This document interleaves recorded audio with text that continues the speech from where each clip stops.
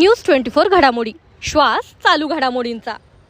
दिल्ली गेटजवळ राडा, गाड्या फोडल्या, ऑफिस उद्ध्वस्त, जुन्या वादाचा सूड, 30 जणांचा टोळकी हल्ला, महिला व कर्मचारी रक्तबंबाळ।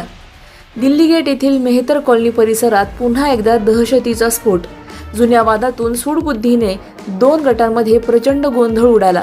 तब्बल 25 ते 30 जणांनी हातात लाकडी दांडे, लोखंडी रॉड आणि तलवारी घेऊन थेट कार्यालयात घुसून जबर मारहाण केली।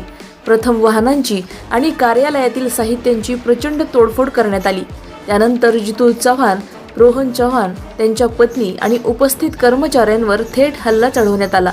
या प्राणघातक हल्ल्यात सर्वजण गंभीर जखमी झाले असून त्यांना तातडीने जिल्हा रुग्णालयात उपचारासाठी दाखल करण्यात आले आहे।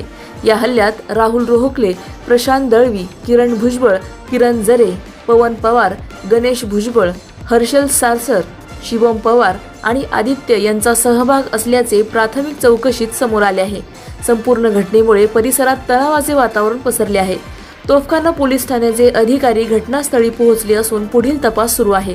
दरम्यान सर्व आरोपींना तातडीने अटक करावी अशी जोरदार मागणी स्थानिकांनी केली आहे।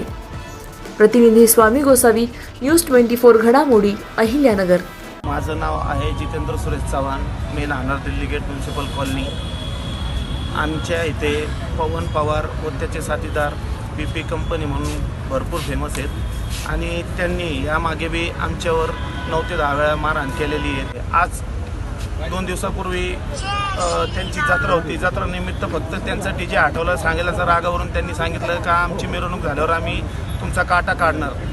आम्ही अशी तक्रार तोफखाना पोलीस स्टेशनला परवा दिवशी दिली होती आणि संरक्षण बी मागितलं होतं। पण आम्हाला आज आहे ना अचानकपणे आम्ही आमच्या ऑफिसमध्ये कामकाज करत बसलो असताना ते राहुल रोकले, प्रशांत दळवी, किरण भुजबळ, किरण जरे, गणेश भुजबळ, पवन पवार, हर्षल सारसर, शिव पवार, आणखीन आदित्य सकट, असे बरेच कमीत कमी 25 ते 30 जणांनी दांडकेने आमचे ऑफिसचा दरवाजा तोडून आम्हाला मारण्याचा प्रयत्न केला।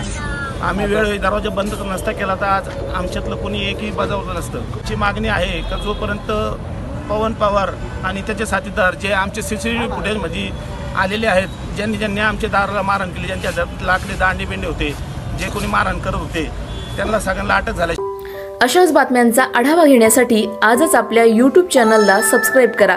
बातमी आवडल्यास लाईक करा आणि इतरांपर्यंत शेअर करा।